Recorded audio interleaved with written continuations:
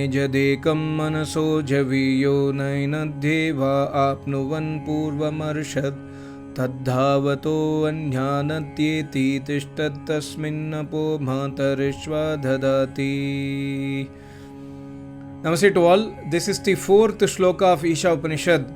I made a video a couple of days back, Secrets of Isha Upanishad part 1, and this is the continuation of that. I will explain more shlokas from Isha Upanishad. This is the fourth shloka. The first three shlokas I explained in my previous video. This shloka speaks about the quality of Almighty God. Beautiful shloka, and this is same as the Yajurveda 40/4 mantra. Isha Upanishad is almost 90% copy of last chapter of Yajurveda, and last chapter of Yajurveda summarizes the full Yajurveda. So when you know Isha Upanishad in depth, I can say that you know Yajurveda in depth, because every aspect of Almighty God and karma is covered in this last chapter of Yajurveda, which is also in Isha Upanishad. So it's very, very important for us. And in this shloka, a very beautiful definition of Almighty God is given by Almighty God in Yajurveda and by Rishi in this Isha Upanishad. So this shloka clarifies about the Vedic Traitvad also. That means Jivatma, Paramatma and the Prakriti. I will try to explain to you. So here the shloka speaks about Anejad Ekam. Ekam means one. Ek, do, teen, char we count in Hindi, and also in Sanskrit is Ekam. Anejad Ekam, that Almighty God is Ekam, one. We can say Advitiya, there is no second Almighty God. God is always one. So that Almighty God is the one who is described by Almighty God Himself in the Vedas. God Himself describes Him in the Vedas. So there is no second Almighty God who is described in Gita. There is no second Almighty God who is described in any other book. If Gita speaks about any Almighty God, it is that Almighty God of the Vedas. And of course it's not Sri Krishna Maharaj, because God does not take birth. We can get clarity from in this shloka also. Here the shloka says Ekam, that Almighty God is one, but He has a very peculiar quality. And what is that peculiar quality? He is Anejat. Ejat means to move or to vibrate. For example, you can say there is a string.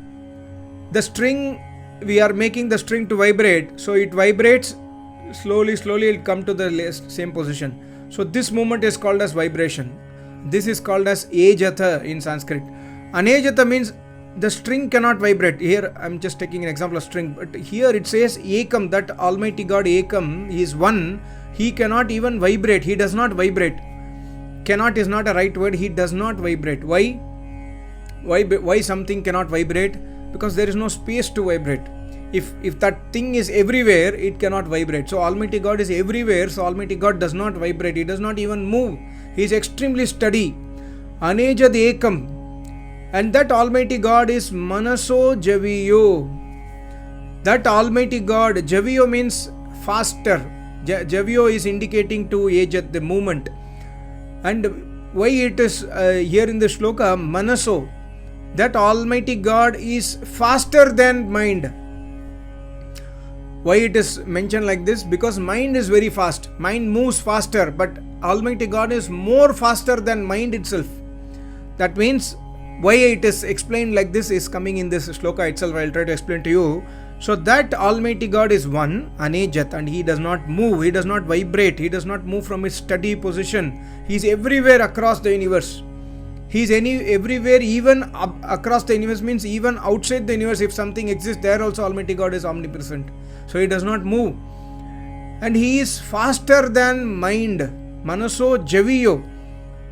Javiyo means more fastest than mind. Why? Because Purvam Arshata.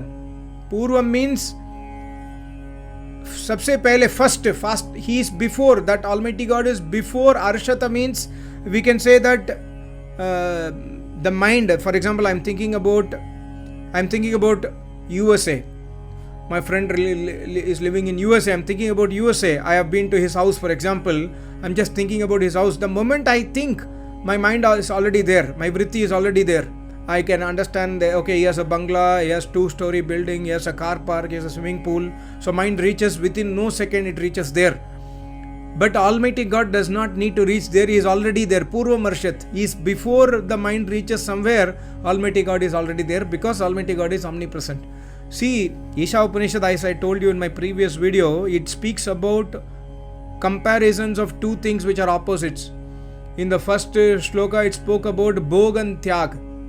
Then it spoke about Karma and Nishkam Karma. Then it spoke about Asura and Deva, or Asura and Manushya. Now here it speaks about God and mind. Both are opposites. Before mind reaches somewhere, God is already there. He reaches means he reaches sabse pehle Purva Marushat. He reaches even faster than mind because God is omnipresent. Mind takes some time to reach anywhere, but God does not need any time. God is there here itself. So that is the quality of Almighty God mentioned in this shloka. Manaso Javiyo Purva Marushat. And how is that Almighty God? That Almighty God is Enam Devaha Na Apnuvan. Devaha means there are many meaning of Devaha in the Vedas and Sanatan Dharma. One of the meaning of Deva is, of course, Almighty God. Another meaning of Deva is, of course, Vidwans. Another name of Deva is the shining objects in the skies like sun, moon, etc. Another name of Deva is Indriya. So here, since it speaks about mind, here Deva means the Indriya, our intellect, our senses, our perceptions. So, Enam Deva Na Apnuvan. We cannot reach to that Almighty God with the help of our senses. You cannot see Almighty God by your eyes. You cannot hear what Almighty God is saying. You cannot taste Almighty God. You cannot touch Almighty God. So, with your senses, with your mind, you cannot think of Almighty God. How Almighty God is, what is He doing now? How is Almighty God? You cannot think. You can understand His attributes through Veda mantras and Upanishads, but you cannot think about Almighty God. He is beyond your thoughts. You can think about some concept which you have studied in engineering and make a object, make a structure, make a machine, everything you can do, but you cannot make Almighty God by your thoughts. He is beyond your imagination, beyond your senses and perception. Na apnuvan devaha yenam. That Almighty God is not reachable by our senses. He is beyond our senses. Because why? Because tat tishtata. He is stable. He is extremely steady. And you are davataha anyan. Your mind. Your mind means I am talking about me also. My mind, our mind. The human being's mind are davata. It plays, it goes around, it wanders around. In 1 second, suppose you sit steady for meditation, you chant the name of the Almighty God, Om, you want to think about Almighty God. The moment you start thinking, then your office, you will remember your office, you will remember your kid, you will remember your wife, you will remember your, I have to give him money, I have to pay the school fees, tuition fees, I have to plan for this trip, I have to book that ticket. All these kind of issues are, that guy will come today, what should I answer him? I have to answer to my colleagues, I have to answer to my boss. These kind of things will come when you sit in the meditation. Means your mind and senses are always playing, going here and there. Suddenly, I'm making a video. Suppose you are seeing this video in the YouTube, for example. Suddenly one message pops from your friend or your girlfriend or anybody, for example. Just telling an example. Moment you don't want to see the video anymore. That is more important than this video. So you will go to that. So we are not steady. Our minds and senses are always playful. Tad dhavata means playful. You are playful. So with the playful mind and intellect, we cannot reach tat tishtata, that Almighty God who is extremely steady. That is why Yoga Sutra says, Yogas Chitta Vritti Nirodha. After the complete stoppage of disturbances of the mind, then you attain Samadhi. In Samadhi, you realize Almighty God. Means your mind also extremely becomes stable like Almighty God. Your mind extremely becomes stable in Almighty God, not like in Almighty God. Then you realize Almighty God. Otherwise, mind is always wavering. It cannot reach Almighty God. So this is the scientific explanation we can say. So, Tadhavata Anyan Ati Yeti means that Almighty God is beyond your senses. He is beyond your mind because your mind is always playful. And also further one more important definition. Tasmin Matarishva Apaha Dadati. Apaha means Jivatma. See, here it speaks about the Jivatma and Paramatma. Apaha means that Jivatmas like us, we are doing karmas in this world. So here God is, or the Upanishad is explaining the meaning of this mantra, that Almighty God is extremely stable, He is everywhere, and he is everywhere. That Matarishwa, even the Vayu Mandal, even the atmosphere, even the place which is filled with vacuum or which is not having anything there, everything is inside that Almighty God. And apaha, the jivatmas which are doing karmas, like we are all doing our karmas, even a small insect, virus, bacteria, they are doing their own karmas, bogyoni. Everything is inside the Vayu Mandal, and Vayu Mandal is inside the Almighty God. Almighty God, you cannot understand what is Almighty God now. Means you cannot imagine. The entire universe is inside Almighty God, but Almighty God is formless, and Almighty God is everywhere, even including you. And whatever karmas we are doing inside Almighty God. So this is why my Acharya always says that whatever karma you do, he sees from inside, he sees from outside. You cannot escape him. You have to face the result of the deeds. So don't worry if, many people have the worry that that person is doing so much anyaya. Why God is not punishing? Don't worry, God will definitely punish. He will take his time, but he will punish. Not take his time means he will have to give first in, first out, something like that. Many karmas are waiting, so he will definitely give the punishment when the time comes. So this is the secret of this Upanishad shloka. See, one small shloka, it takes 11-12 minutes to explain. Now you sit in meditation and understand this shloka in further depth. Anejadekam manaso javya. When I started chanting this shloka, all credits to my Acharya. My Acharya has explained this shloka and all the shloka and all the Vajraveda mantra hundreds of times. Keeps on explaining every day. But every time he explains, it's so beautiful. We cannot imagine who is Almighty God. He is beyond description. We can give a name. He is Parabrahma. He is Almighty. His name is Om. When we chant Om also, we chant, Oh Almighty God, I am chanting you, please come and give me darshans.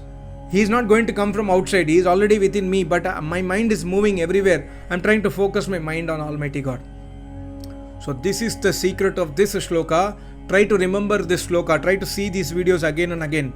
And what you are listening is not Vedas. Because I am a normal person like you. Many people, some of my very close people in YouTube, they always say, I bow down to your feet, you are great. No, absolutely no. What you are seeing is a face in front of the camera, and I can act to be a good person, but I can be a bad person outside. So don't believe the appearances. Just try to understand that this knowledge is not the knowledge I have gained through my hard work. My Acharya has given me, I am trying to tell you. And my Acharya says one more beautiful thing. If you listen Vedas from anybody, any person, that is not Vedas. Because Vedas emanate from that person whose mind is stable in Almighty God. So, because Vedas emanate from Almighty God. So, my mind is wavering. My mind is a normal human being. It will waver. But yogi mind is extremely stable in Almighty God. So, when he speaks from the Almighty God. He speaks the knowledge of the Almighty God, because Almighty God inspires him to speak.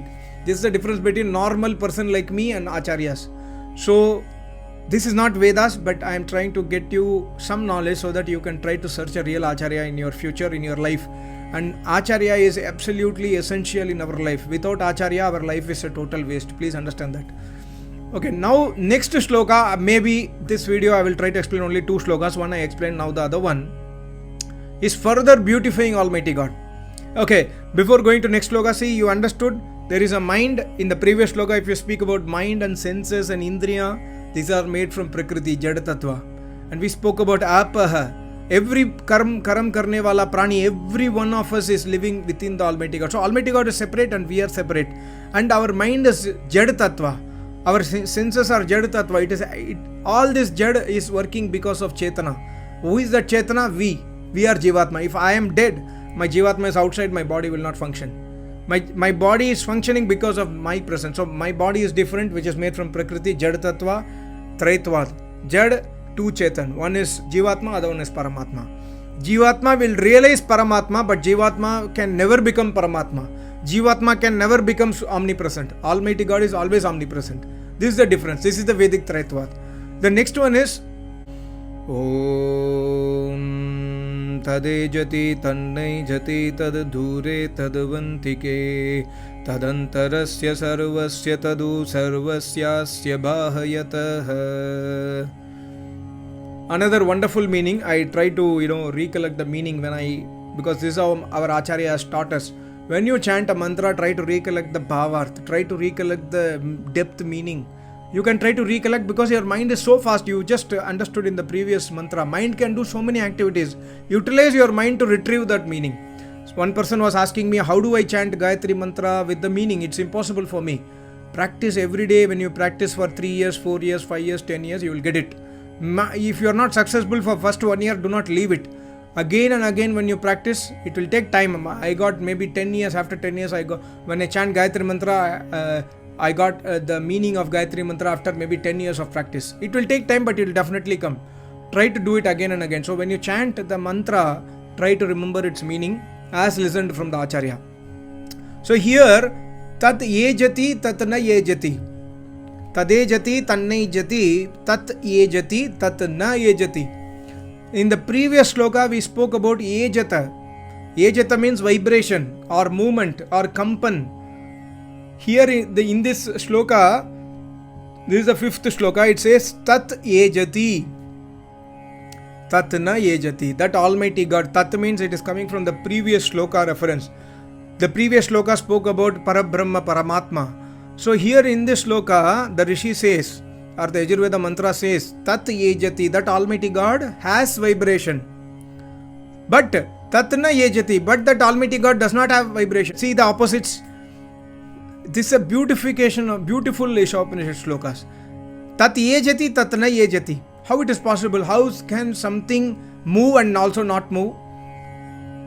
That is where the insight of Rishi Munis comes in. The Rishi Muni says, in the eyes of foolish people, in the eyes of ignorant people, in the eyes of Ajnani, that Almighty God moves. Tat yejati. Whereas in reality, in the eyes of a yogi, in the eyes of a tapasvi, in the eyes of the Rishi Muni, that means in their realization, tatna yejati, that Almighty God is extremely steady. He does not move. So in the eyes of ignorant, we will build a temple and say, see, Sri Ram lived here. This is Sri Ram temple. Sri Ram is Almighty God. Whereas we know by reading Ramayana, Sri Ram moved from Ayodhya to Sri Lanka. He moved. So one which moves is not Almighty God for sure.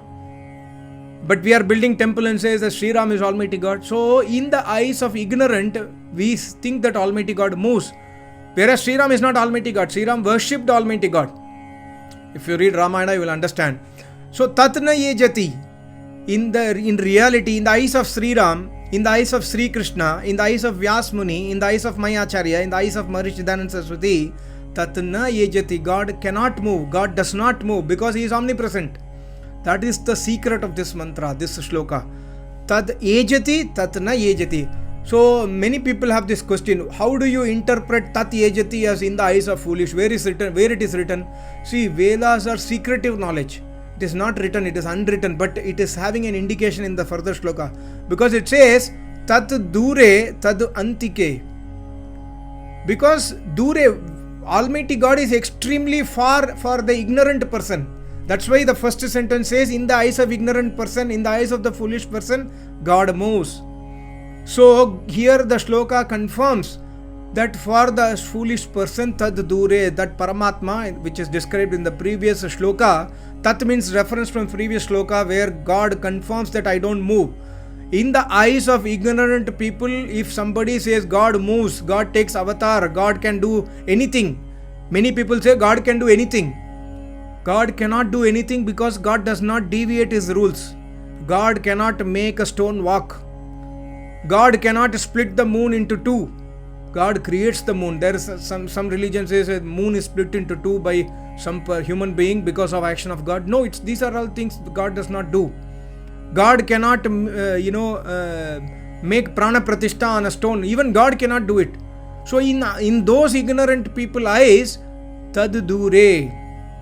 God is extremely, dure means here, Maharishi Dayananda Saraswati in Yajurveda Bhasha, he says that for those people, even if they take crores of janmas, they will not reach Almighty God. God is so far away from them, it will take crores, billions and trillions of janmas to reach them. They cannot reach also Almighty God because they are Ajnani. They are not interested in Vedas. They are not interested in Acharyas. They are not interested in Sanatana Dharma. They are not interested in understanding the truth. They have their own perception of Almighty God. They create their own Almighty God. So for those people, tad dure. But tad antike. But for the yogis, but for the true followers of Vedic Dharma, true worshippers, Almighty God is not far. Almighty God is antike, means He is extremely near. He is most nearer to you. He is most dearer to you. He is inside you. Tadvantike. Then tadantarasya sarvasya tadu sarvasyasya bahayatah. He is antarasya. He is inside you. He is inside me. He is inside everything. Even a stone. Inside the stone, Almighty God present. Then why we cannot worship the stone? Because you are worshipping the stone, not the Almighty God. Almighty God says, I am everywhere, but you have to worship me through my method. You cannot create your own method. God is inside the stone, but you are worshipping the stone. You are not worshipping the God inside. You are pouring water to stone. You are pouring milk to stone. You are pouring ghee. Everything you are doing, Archana, Abhisheka, to the stone, not to the God. Because God is inside you, and God has told in the Vedas to worship through Agnihotra, through name jap, through everything as per Vedic tradition only. So, Tada Antarasya, He is inside us. And Sarvasya, He is not only inside us, He is everywhere, He is omnipresent. And Tadu Sarvasyasya Bahayatah. That means you are seeing the world, you are seeing this universe picture through James Webb telescope, you are saying this is 1 billion year old, 10 billion year, whatever it is. You are saying this is the universe. You know some universe and you do not know some universe. You do not know what is existing beyond that universe. You do not know. If you do not know also, God says, Sarvasya Tadu Bahayatah, even the place which you do not perceive, you do not know, you have not seen, there also Almighty God exists. Be sure. So that means even if you go to Mars mission, even if you go to Moon mission, if you are Agnihotri, if you are a Vedic follower, of course a Vedic follower will not waste his time to go to Mars and Moon, but I am just telling you, God is present there also. You need not fear if you are a true Vedic philosopher, true Vedic follower. If you go to, for example, I have traveled to some places in the world, northern hemisphere, due to work. When I travel, I cannot do Agnihotra for sure, but I can do mentally. But I have like hesitation, why should I travel? But unfortunately I should travel because it's work purpose. But then I remember my Acharya's word, even if you go to the Antarctic circle or Arctic circle for work purpose, don't worry, Almighty God and Acharya will be with you. Why Acharya? Because Acharya is having God inside him or her. So God is manifested. So Almighty Acharyas has special powers as mentioned in Patanjali Yoga Sutra, but I don't want to go into that. So wherever you go in this world, if you are Dikshit, your Acharya will be with you. If you are Vedic follower, Almighty God will protect you. That is the surety of Almighty God in the Vedas. So, but we must do dharma. If I go to some other place and then I have a problem there, I cannot say that God did not protect me. I have to say that, I have done so much of karmas outside the video. In front of this video, maybe I am a good person, but outside the video, I may not be a good person, right? So my karma will come and attack me for sure. God is impartial. So this is the secret of Almighty God which we must understand. But we must be sure that we are not omnipresent. Almighty God is omnipresent. We mean souls are separate. Almighty God is separate. And Almighty God mentions clearly Sarvasya everywhere. Almighty God speaks about the entire universe. He does not speak that entire universe's appearance. Entire universe is created by me, God says in the Vedas. So God creates the universe which is a reality. But the universe is false. Because the universe will convert back into Prakriti. Do not get attached to the universe is what God says. I have created the universe, utilize it for your benefit. But do not get attachment. Do not get into Moh Maya. So this is the secret of these two shlokas. I hope you understood. I will try to explain more secrets in the next shlokas. The next shloka speaks about the quality of a yogi. Who is a yogi? How my Acharya beautifully explains those shlokas. I will try to explain in the next series of Isha Upanishad. Try to watch my videos, continue this series so that you can understand the nature of soul, the nature of Jiva, Paramatma, nature of Prakriti, etc. etc. Thank you so much. Namaste. Om.